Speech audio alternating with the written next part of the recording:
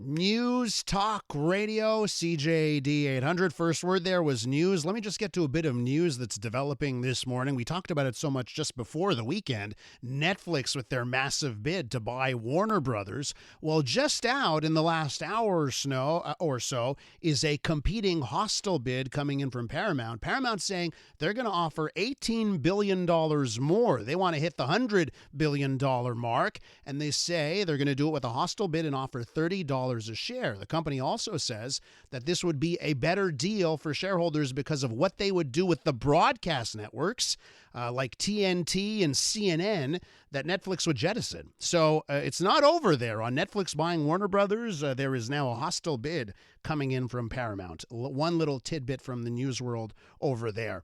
I also want to mention this. So today is our 80th birthday, as you've heard over the all morning here on CJAD.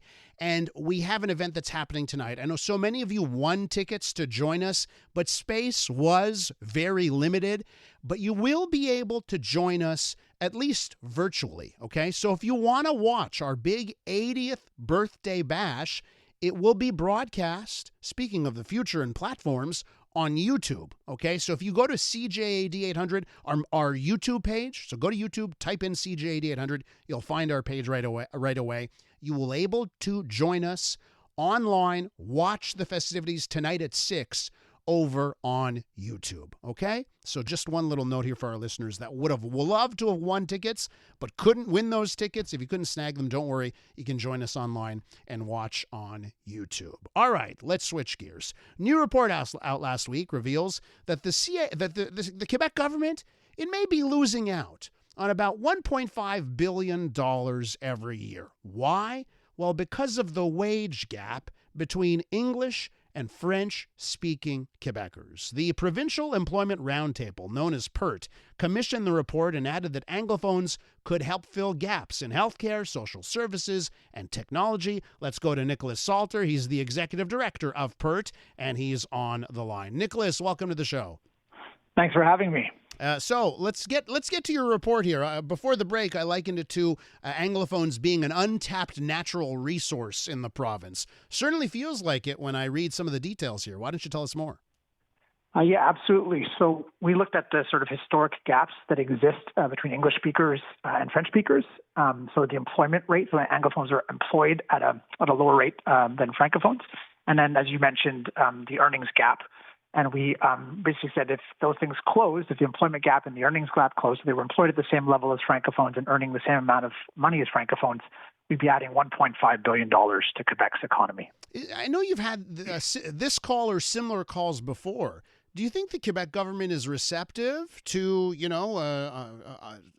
tapping that potential?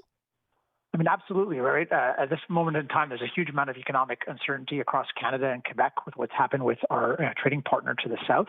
And so, we thought, absolutely, we've done previous research showing that these gaps existed, but we never put a price on it before. So we think it's absolutely critical at this moment, given the economic uncertainty that's happening, that we point out the cost to Quebec's economy, and that would actually mobilize support of both the Quebec and hopefully Canadian government to intervene here and close these gaps and add that additional income to our tax base. When an Anglo is not fulfilling their true potential in the province, whether it's by being out of the job market or just or when they're in the job market, not making what they could be. What are the solutions? What are the ways to bridge those gaps?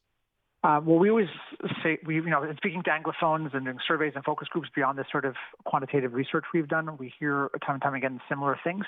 The biggest and most obvious one just being mastery of the French language. So we know we have increasing levels of bilingualism in our community. So certainly our rate of bilingualism is quite high. There's still some unilingual English speakers out there.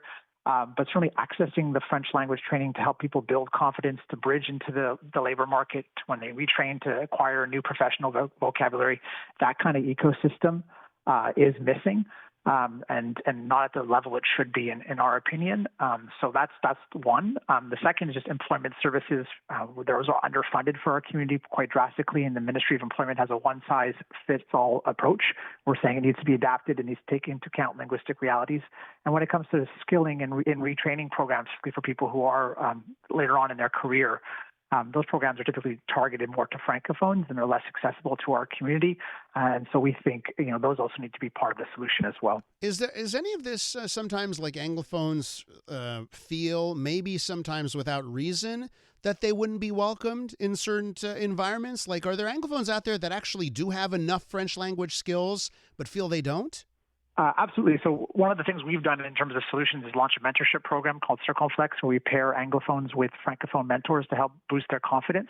And we found, those stories of people participating in the program, that it actually does result in them increasing their confidence and applying to jobs that they wouldn't have applied to normally. So definitely we know self-confidence is part of the problem.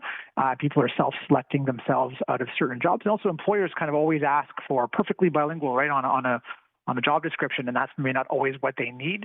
And then engaging with an English speaker, they might find, okay, this person's French is actually good enough for what I need right now, and I can train them on the job. So certainly we encourage people to get in there and to engage more than they are currently, because we know that sort of self-selection out of the job market is part of the dynamic. Nicholas, before I let you go, why don't you just tell our listeners a bit, if they haven't heard of PERT, the Provincial Employment Roundtable, why don't you tell our listeners, maybe those who are sitting on the sidelines and would like to actually be bigger parts of the workforce here in Quebec, how they can reach out, how they can get help from PERT? Absolutely. So we've been around for 5 years. We're actually celebrating our 5-year anniversary, and we bring together a constellation of stakeholders, people working in employment and in education. So we have over 100 members. So even though we do policy and research, we're able to refer people to our whole network of employment service providers and educational partners. So absolutely reach out to us. We'd be more than happy to refer you to the appropriate organization that can give you the services. Despite being underfunded, our community works really hard and tries its best, and there's always trying to find ways to help people. So absolutely, we encourage people to get involved, to not be shy, to try to maximize your potential.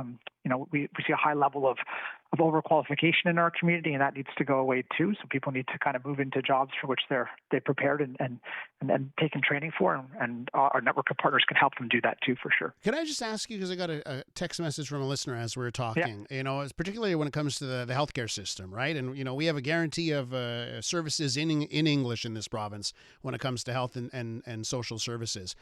Are sometimes Anglophones being kept out, even though they've got the English language skills, and they could help the English community in hospitals and other environments in the health system?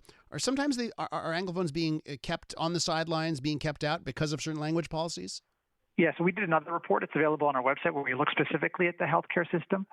This report that we released last week shows and forecasts actually to 2028 and shows that there'll actually be gaps in the healthcare industry, and that there is this untapped potential in our community that can go get realized to help improve access to healthcare and social services. So absolutely. And it's also one of those great examples where, again, we have people training at our amazing world-renowned institutions in our community, but when they merge into the job market, might not have that professional French or that professional vocabulary, and those kind of bridging programs to help people get that confidence or that professional vocabulary. I mean, it's just a great example of just how a little bit of investment, a few millions, could actually start to return those billions that our report talks about. Nicholas, we have to leave it there. I want to thank you so much for coming on this morning. I imagine if any of our listeners just does a Google search for Provincial Employment Roundtable, they'll find you right away?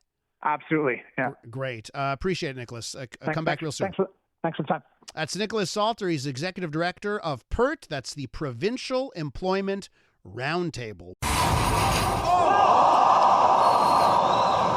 I'm Dylan Playfair. And I'm Tyler Smith. We're putting loneliness in the penalty box by talking to some of our favorite athletes about the importance of friendship. This is Bromance. Bromance is brought to you by Charm Diamond Centers, proudly Canadian-owned and operated. Charm has been part of your love stories and bromances for over 50 years. And you can find Bromance on the iHeartRadio network or wherever you get your podcasts.